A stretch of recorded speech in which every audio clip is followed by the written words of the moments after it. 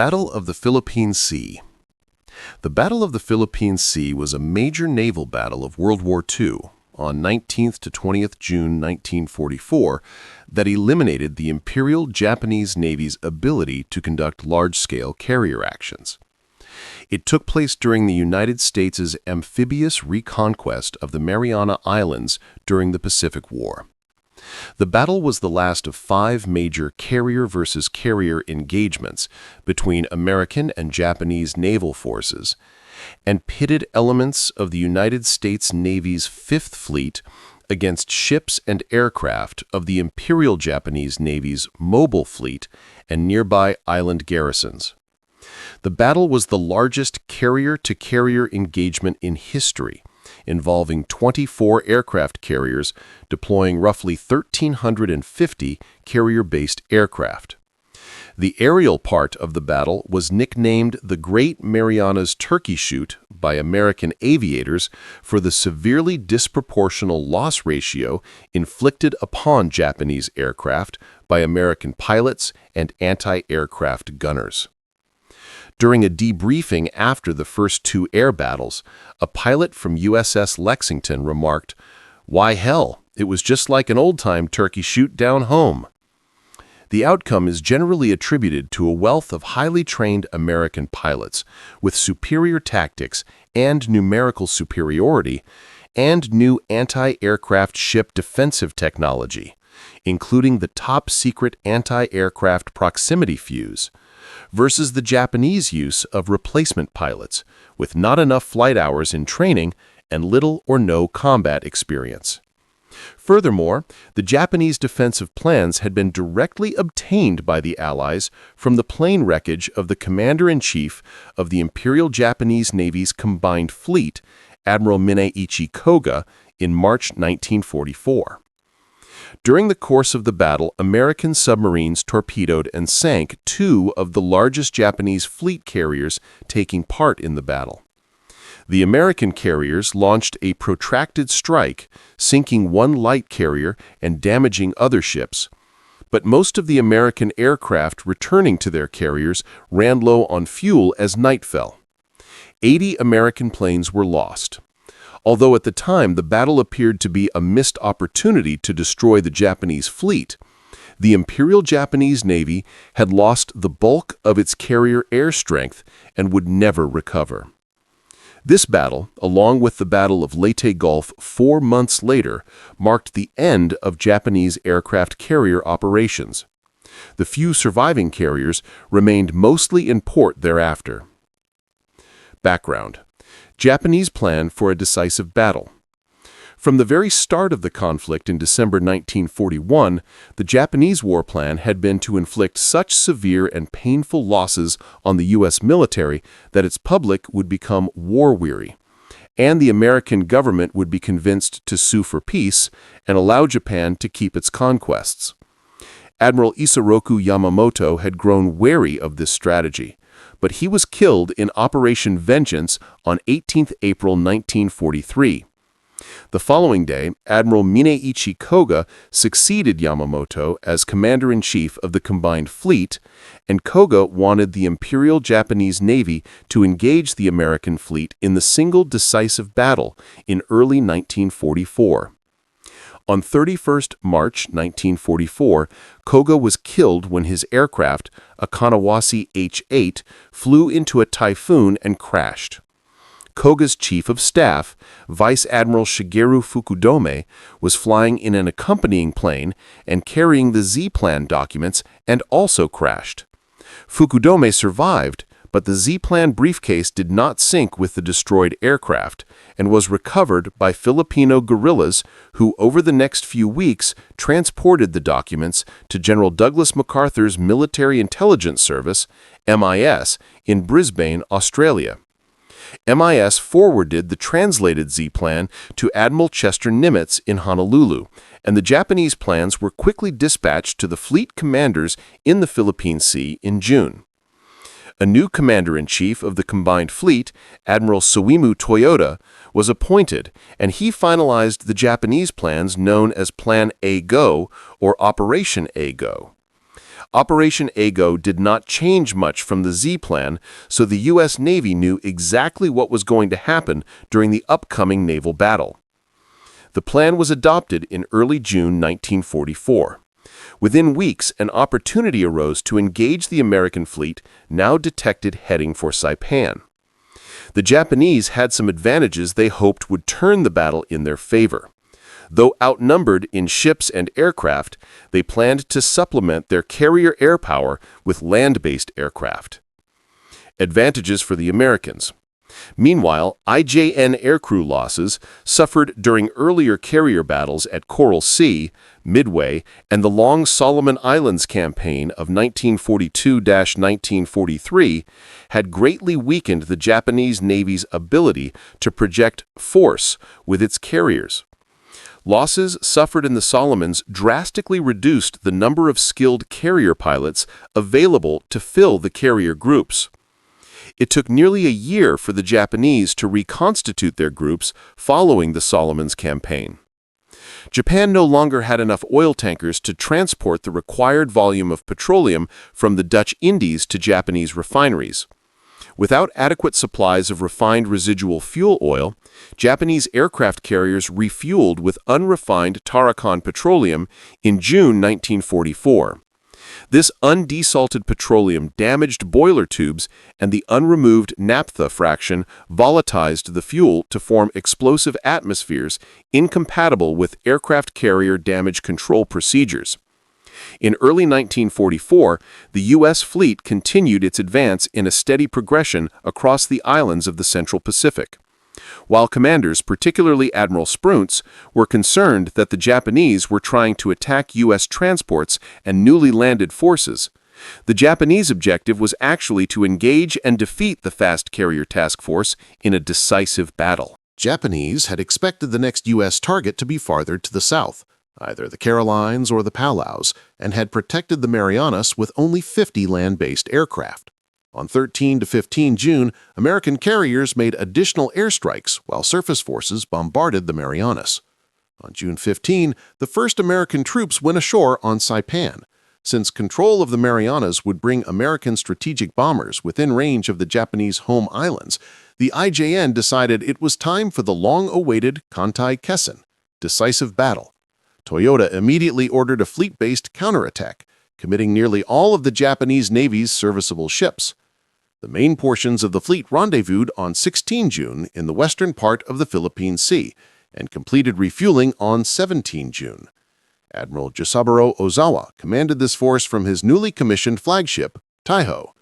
In addition to extensive command facilities, reinforced torpedo blisters, and a large air group, Taiho was the first Japanese carrier with an armor-plated flight deck designed to withstand bomb hits with minimal damage. At 18:35 on 15 June, the submarine USS Flying Fish sighted a Japanese carrier and battleship force coming out of San Bernardino Strait. An hour later, USS Seahorse spotted a battleship and cruiser force steaming up from the south, 200 miles, 320 kilometers east of Mindanao. The submarines were under orders to report sightings before attempting to attack, so Flying Fish waited until nightfall, then surfaced to radio in its report. Fifth Fleet Commander Spruance was convinced that a major battle was at hand.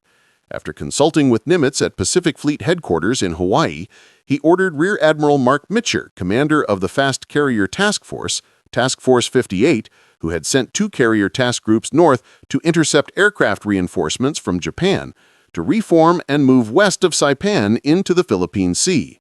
TF-52's battleships, cruisers, and escort carrier groups were ordered to remain near Saipan to protect the invasion fleet and provide air support for the landings. Shortly before midnight on 18 June, Nimitz radioed Spruance that a Japanese vessel had broken radio silence. The message intercepted was an apparent dispatch from Ozawa to his land-based air forces on Guam. Radio direction finding placed the sender approximately 355 miles, 571 kilometers, west-southwest of TF-58. Mitcher considered whether the radio messages were a Japanese deception, as the Japanese were known to send a single vessel off to break radio silence to mislead their adversaries about the actual location of the main force. Mitcher realized that there was a chance of a night surface encounter with Ozawa's forces. Arleigh Burke, Whicher's chief of staff, a former destroyer squadron commander who had won several night battles in the Solomons, assumed that battle line commander Willis Lee would welcome the opportunity. But Lee strongly opposed such an encounter. Having personally experienced a confused night action off Guadalcanal, Lee was not enthusiastic about a night engagement with Japanese surface forces, believing that his crews were not adequately trained for it. Shortly after learning Lee's opinion, Mitchell requested permission from Spruance to move TF-58 west during the night to reach a launch position at dawn that would allow for a maximum aerial assault on the enemy force. Spruance considered for an hour, then refused Mitchell's request. Mitchell's staff was disappointed with Spruance's decision. Burke later commented, "We knew we were going to have hell slugged out of us in the morning. We knew we couldn't reach them. We knew they could reach us." Spruance's decision was influenced by his orders from Nimitz, who had made it clear that the protection of the invasion fleet was the primary mission of TF-58. Spruance had concerns that the Japanese would attempt to draw his main fleet away from the Marianas with a diversionary force while slipping an attack force in to destroy the landing fleet. Locating and destroying the Japanese fleet was not his primary objective, and he was unwilling to allow the main strike force of the Pacific Fleet to be drawn westward, away from the amphibious forces. Mitchell accepted the decision without comment. Spruance's decision in this matter, although subsequently criticized, was certainly justified. By this point in the war, it was well known that Japanese operational plans frequently relied on the use of decoys and diversionary forces. Spruance, as it turned out, was acting appropriately to the Japanese plans that called for a diversion to draw the fleet far away, so there would be a great opportunity for land-based Japanese planes to also augment the carrier aircraft to attack Spruance's fleet. Before daybreak, Spruance suggested that if the daybreak searches revealed no targets, the bombers could be sent to crater the airfields on Rota and Guam. However, the fleet's contact-fused bombs had largely been used up in the earlier strikes, and Mitchell was left with only the armor-piercing bombs needed to combat the Japanese fleet. So he informed Spruance he could not launch such strikes. As the morning broke, TF-58 launched search aircraft, combat air patrols, CAPs, and anti-submarine patrols, and then turned the fleet west to gain maneuvering room from the islands. The U.S. Navy had developed a sophisticated air control system which vectored CAP fighters by radar to intercept enemy bombers well before they reached the fleet. Any attackers that got through the CAP would then face a gun line of screening battleships and cruisers that would put up devastating barrages of VT-fused anti-aircraft fire before the attackers reached the aircraft carriers. Battle early actions. The Japanese had already launched their morning search patrols using some of the 50 aircraft stationed on Guam, and at 0550, one of these, a Mitsubishi A6M0, found TF-58. After radioing his sighting of U.S. ships, the bomb-carrying Zero attacked picket destroyer Stockham but was shot down by the destroyer Yarnell. Alerted, the Japanese began launching their Guam-based aircraft for an attack. These were spotted on radar by U.S. ships. A group of 30 Grumman F-6F Hellcats were dispatched from USS Belleau Wood to deal with the threat. The Hellcats arrived while aircraft were still launching from a Rote field. Minutes later, additional radar contacts were seen, which were later discovered to be the additional forces being sent north from the other islands. A battle broke out in which 35 Japanese aircraft were shot down for the loss of a single Hellcat. It was a pattern that would be repeated throughout the day. At 0957, large numbers of Japanese aircraft were picked up approaching the fleet. Mitchell said to Burke, "Get those fighters back from Guam." The call, "Hey Rube," was sent out. The fleet held steady until 10:23 when Mitchell ordered the Taffik Force 58 to turn into the wind on course east-southeast and ordered all fighter aircraft aloft, deployed in several layers of cap, to await the Japanese. He then sent his bomber aircraft aloft to orbit open waters to the east, rather than leaving them in a hangar deck full of aircraft vulnerable to a Japanese bomb attack. Japanese raids. The recall had been ordered after several ships in TF-58 picked up radar contacts 150 miles, 240 kilometers to the west around 10 o'clock. This was the first of the raids from the Japanese carrier forces, with 68 aircraft. TF-58 started launching every fighter it could. By the time they were in the air, the Japanese had closed to 70 miles, 110 kilometers. However, the Japanese began circling to regroup their formations for the attack. This 10-minute delay proved critical, and the first group of Hellcats met the raid, still at 70 miles, 110 kilometers, at 10:36. They were quickly joined by additional groups. Within minutes, 25 Japanese aircraft had been shot down against the loss of only one U.S. aircraft. The Japanese aircraft that survived were met by other fighters, and 16 more were shot down. Of the 27 aircraft which remained, some made attacks on the picket destroyers USS Yarnall and Stockham, but caused no damage. Between 3 and 6 bombers broke through to Lee's battleship group and attacked. One bomb hit the main deck of USS South Dakota, killing or injuring over 50 men but failing to disable her. South Dakota was the only American ship damaged in this attack.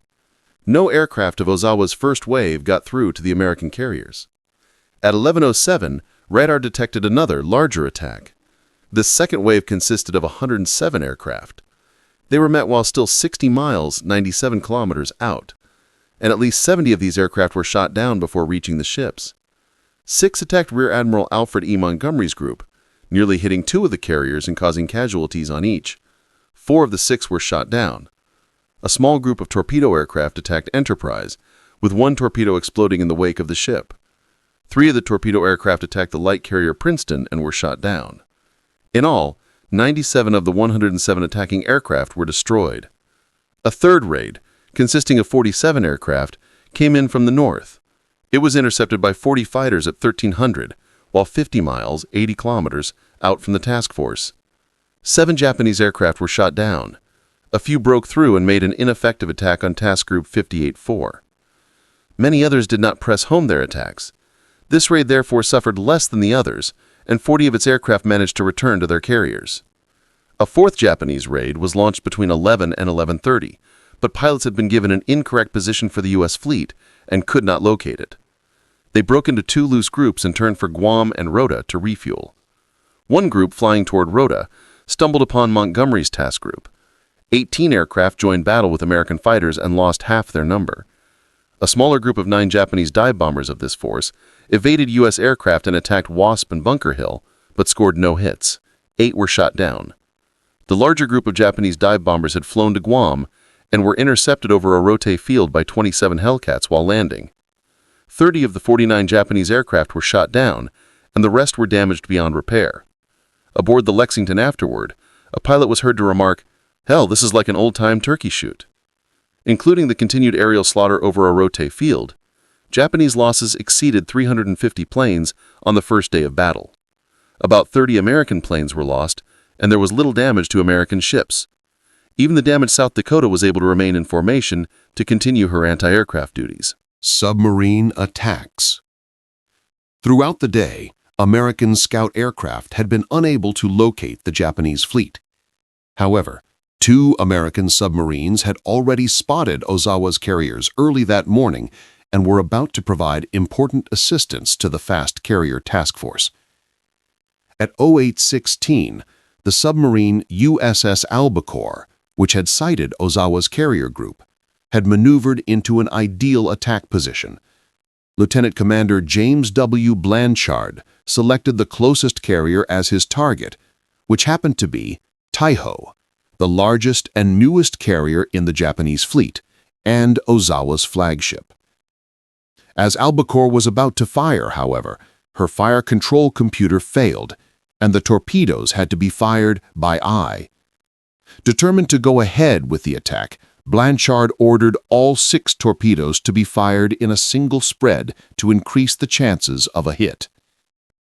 Taiho had just launched 42 aircraft as a part of the second raid when Albacore fired the torpedo spread. Of the 6 torpedoes fired, 4 veered off target. Japanese pilot Sakio Komatsu had recently launched and from his aircraft sighted one of the 2 torpedoes which were heading for Taiho. Komatsu dived into the path of the torpedo, which then detonated. The 6th torpedo struck the carrier on her starboard side and ruptured 2 aviation fuel tanks. The carrier's escorting destroyers made depth charge attacks, but caused only minor damage to Albacore. Initially, The damage to Taiho seemed minor. The flooding was quickly contained, and the carrier's propulsion and navigation were unaffected. Taiho quickly resumed regular operations, but gasoline vapor from the ruptured fuel tanks began to fill the hangar decks, creating an increasingly dangerous situation on board. Another submarine, USS Kavala, was able to maneuver to an attack position on the 25,675-ton carrier Shokaku by about noon. The submarine fired a spread of 6 torpedoes, 3 of which struck Shokaku on her starboard side. Badly damaged, the carrier came to a halt. One torpedo had hit the forward aviation fuel tanks near the main hangar, and aircraft that had just landed and were being refueled exploded into flames. Ammunition and exploding bombs added to the conflagration, as did burning fuel spewing from shattered fuel pipes.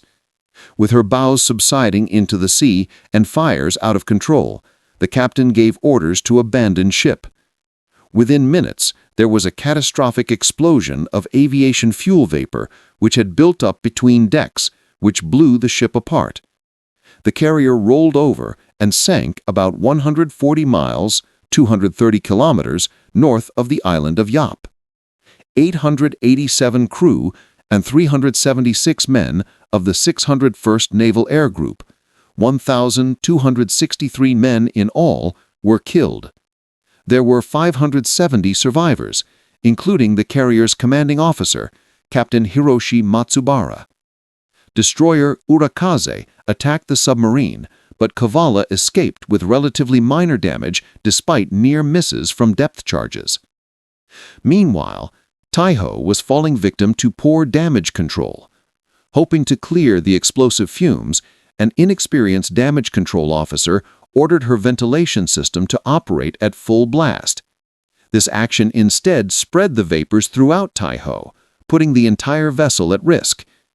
At approximately 14:30, a spark from an electric generator on the hangar deck ignited the accumulated fumes, triggering a series of catastrophic explosions. After the first explosions, it was clear that Taiho was doomed, and Ozawa and his staff transferred to the nearby destroyer Wakatsuki. Soon thereafter, Taiho suffered a second series of explosions and sank. From a crew of 2,150, 1,650 officers and men were lost. U.S. counterattack TF-58 sailed west during the night to attack the Japanese at dawn. Search patrols were put up at first light. Ozawa had transferred to the destroyer Wakatsuki, but the radio gear on board was incapable of sending the number of messages needed, so he transferred again to the carrier Zuikaku at 1300. He then learned of the disastrous results of the previous day and that he had about 150 aircraft left. Nevertheless, he decided to continue the attacks, thinking there were still hundreds of aircraft on Guam and Rota, and started planning new raids for 21 June. The main problem for TF-58 was locating the enemy, who had been operating at a great distance. Early morning American searches on 20 June found nothing. An extra midday search by Hellcat fighter pilots was also unsuccessful. Finally, at 15:12, a garbled message from an Enterprise search plane indicated a sighting. At 15:40, the sighting was verified, along with distance, course, and speed. The Japanese fleet was 275 miles, 443 kilometers out, moving due west at a speed of 20 knots. The Japanese were at the limit of TF-58's strike range, and daylight was slipping away. Mitchell decided to launch an all-out strike. After the first attack group had launched, a third message arrived indicating the Japanese fleet were 60 miles, 97 kilometers farther out than previously indicated. The first launch would be at their limits of fuel and would have to attempt landing at night. Mitchell canceled the second launch of aircraft, but chose not to recall the first launch. Of the 240 planes that were launched for the strike, 14 aborted for various reasons and returned to their ships. The 226 planes that continued consisted of 95 Hellcat fighters, some carrying 500-pound bombs, 54 Avenger torpedo bombers, only a few carrying torpedoes, the rest 4 500-pound bombs, and 77 dive bombers, 51 Helldivers, and 26 Dauntlesses. The TF-58 aircraft arrived over the Japanese fleet just before sunset. The 35 or so fighters Ozawa was able to put up were overwhelmed by the 226 incoming aircraft of Mitcher's attack. While the few Japanese aircraft were often skillfully handled and the Japanese anti-aircraft fire was intense, the U.S. planes were able to press in on the attack. The first ships sighted by the U.S. strike were oilers, 30 miles, 48 kilometers, before the carrier groups. The strike group from WASP, more concerned with their low fuel levels than with finding the more important Japanese carriers and battleships, dived on the tankers. 2 of these were damaged so severely that they were later scuttled, while a third was able to put out fires and get underway. The carrier Hyo was attacked and hit by bombs and aerial torpedoes from 4 Grumman TBF Avengers from Belleau Wood. Hyo was set afire after a tremendous blast from leaking aviation fuel. Dead in the water, she sank stern first, with the loss of 250 officers and men. The rest of her crew, about 1,000, were rescued by Japanese destroyers. The carriers Zuikaku, Junyo, and Chiyoda were damaged by bombs. Returning American strike pilots generally assess these carriers as more crippled than they actually were, mistaking for devastating direct hits what Japanese post-war records revealed to have actually been huge geysers caused by near misses. 20 American aircraft in the strike were destroyed by Japanese fighters in anti-aircraft fire that made up for a relative lack of accuracy with high volume of fire. After the protracted strike, it became clear that most of the aircraft returning to their carriers were running dangerously low on fuel, and to worsen matters, night had fallen. At 20:45, the first returning U.S. aircraft reached TF-58. Knowing his aviators would have difficulty finding their carriers, Admiral Joseph J. Clark of Hornet decided to illuminate his carrier, shining searchlights directly up into the night, despite the risk of attack from Japanese submarines and night-flying aircraft. Mitcher backed up the decision, and soon every ship in Task Force 58 was lit up, in spite of the risks involved. Picket destroyers fired star shells to help the aircraft find the task groups. Planes were given clearance to land on any available flight deck, not just their home carriers as usual, and many did land on other carriers. Despite this, 80 of the returning aircraft were lost. Some crashed on flight decks, but the majority ditched into the sea. Some pilots intentionally went down in groups to facilitate rescue, and more ditched individually, either in a controlled landing with a few gallons of fuel left or in a crash after their engines ran dry. Approximately 3/4 of the crews were rescued from the sea, either that night from crash locations within the task forces or over the next few days for those further out, as search planes and destroyers crisscrossed the ocean looking for them. Aftermath. Japanese. That night, Toyota ordered Ozawa to withdraw from the Philippine Sea. U.S. forces gave chase, but the battle was over. The 4 Japanese airstrikes involved 373 carrier aircraft, of which 243 were lost and 130 returned to the carriers. Many of them were subsequently lost when Taiho and Shokaku were sunk. After the second day of the battle, losses totaled 3 carriers, more than 350 carrier aircraft, and around 200 land-based aircraft. In the 5 major carrier-on-carrier battles, from the Battle of the Coral Sea to the Battle of the Philippine Sea, the IJN had lost 9 carriers, while the USN had lost 3. The aircraft and trained pilots lost at Philippine Sea were an irreplaceable blow to the already outnumbered Japanese Fleet Air Arm. The Japanese had spent the better part of a year following the Battle of the Santa Cruz Islands, reconstituting their depleted carrier air groups, and the American Fast Carrier Task Force had destroyed 90% of it in 2 days. The Japanese had only enough pilots left to form the air group for one of their light carriers. As a consequence, during the Battle of Leyte Gulf 4 months later, they sent out a decoy carrier group with only 108 aircraft across 6 carriers. 2 were hybrid carriers, that was sacrificed in an attempt to draw the American fleet away from protecting the troops and supplies being landed for the Battle of Leyte.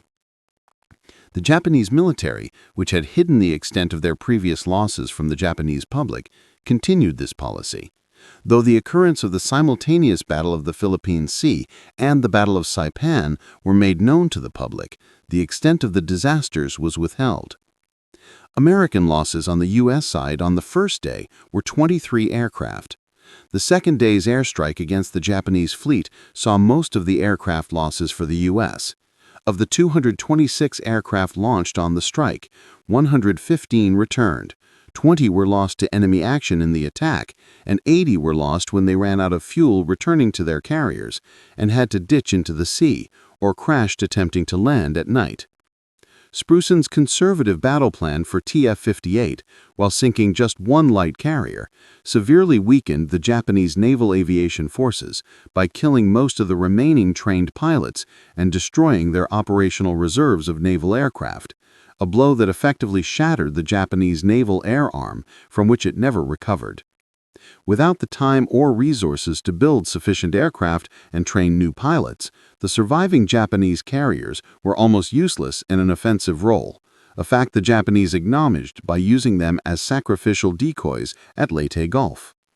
With the effective crippling of her best striking arm, Japan chose to rely increasingly on land-based kamikaze suicide aircraft in a last-ditch effort to make the war so costly that the U.S. would offer peace terms better than unconditional surrender. Spruance was heavily criticized after the battle by many officers, particularly the aviators, for his decision to fight the battle cautiously rather than exploiting his superior forces and intelligence data with a more aggressive posture. By failing to close on the enemy earlier and more forcefully, his critics argue, he squandered an opportunity to destroy the entire Japanese mobile fleet. This is what comes of placing a non-aviator in command over carriers, was the common refrain. Admiral John Towers, a naval aviation pioneer and deputy commander-in-chief Pacific Fleet, demanded that Spruance be relieved. The request was denied by Nimitz. Moreover, Spruance was supported in his decision by Admiral Kelly and Admiral Ernest King, Chief of Naval Operations.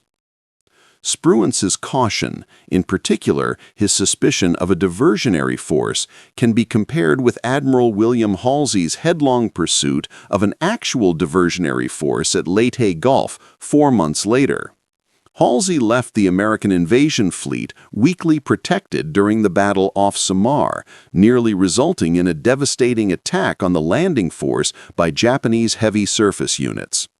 It was prevented only by the heroic and desperate attack of 5 small American surface ships, which put up such an intense fight that the 23-ship-strong Japanese fleet thought they were engaging a much larger force and withdrew.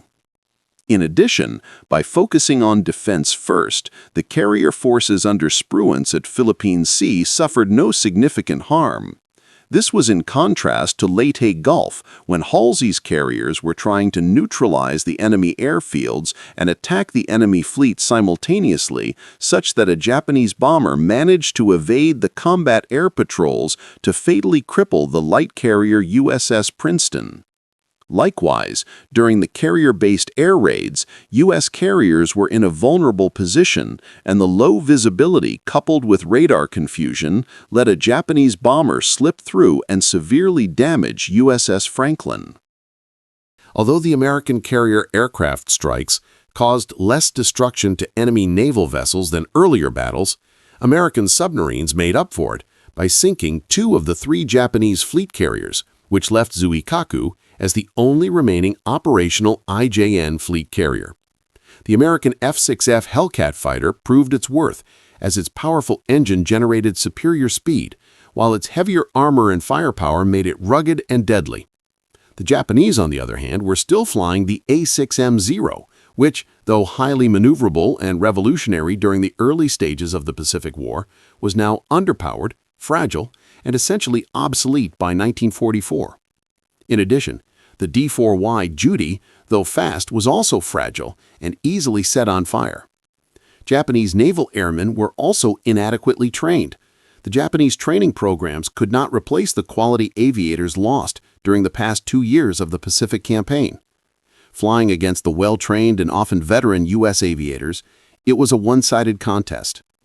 The Americans lost fewer than 24 Hellcats in air-to-air combat. Naval aviation and anti-aircraft fire shot down nearly 480 Japanese aircraft, 346 of those carrier aircraft on 19 June alone. A very fortunate result of the Battle of the Philippine Sea for the Allies was it greatly benefited General MacArthur's invasion of Biak in Dutch New Guinea, which started weeks before the Mariana Islands operation started. The Japanese military had designated Biak as its most important island of defense in the Southwest Pacific Theater. 13 June was the original starting date of a massive operation, spearheaded by the battleships Yamato and Musashi to challenge MacArthur's paltry naval forces, which had no aircraft carriers or battleships and consisted of only a few cruisers and destroyers. On that very same day, Yamato and Musashi and their supporting ships received new orders to head north to screen aircraft carriers that were about to begin Operation Ago. The battleships ultimately only provided anti-aircraft service in the Marianas operations.